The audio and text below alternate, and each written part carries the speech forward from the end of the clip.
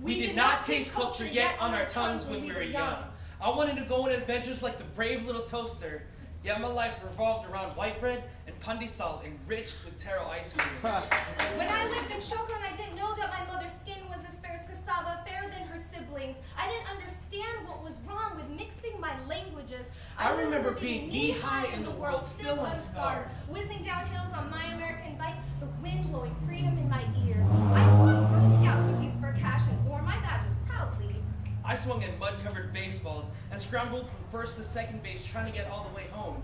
I ran where they ran, staying inside of baselines. You were a fool to step out of those lines. Balled up within provided parameters meant speaking English better. So, like a half-filled cup of soda, I dropped Tagalog. My native tongue will always be cock-blocked by English busy tones. These phone lines refused to notify me that Ilocano was on the other line. So when my bloodline finally connected through, it sounded a little something like this. Ring, ring. Hello? Kumusta na? I'm good, I think. Kasano tibiyag mo? Wait, what do you mean? Anya, hamo makatarusan ti inkunak. Ada ti problema, okay na ng mestiza, kasla ako mo Filipino ka. I want the amomon. I want the amom.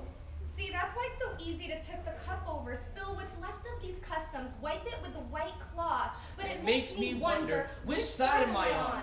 Boiled eggs or balut? Timeouts or kneeling on rice? My mom started to cut grooves into a pineapple one day. Here, Mom, let me show you how to peel it. She stopped me and replied, this is how we cut the pineapple that we sell in the market so we have money to buy lunch at school.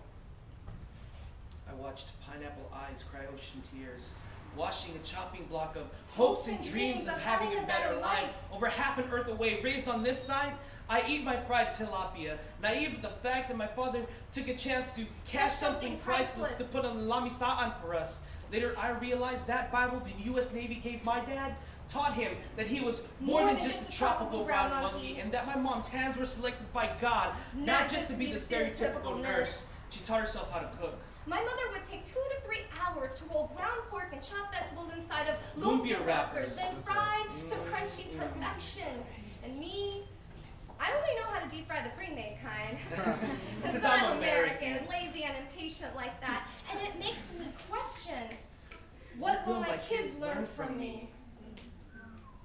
All of these years I pushed my mother away. It really came down to this. She was only trying to instill cultural values like seeds within me. Her whitewashed daughter refusing to grow into a tree. So I called her crying.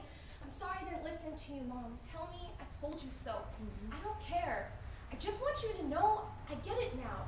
But what you don't get is that within this skin, I'm still a two-faced soldier. I will not apologize to my parents for fighting back. I will not apologize for resenting my grandmother, who made sure that my self-inflicted battle scars would not follow me. Her sole purpose was to see me live, but how could I live if she took away my potential? When she cleaned my room for me, when she put away my clothes for me, when she waked me up by banging my head against my pillow when I already heard the alarm go off.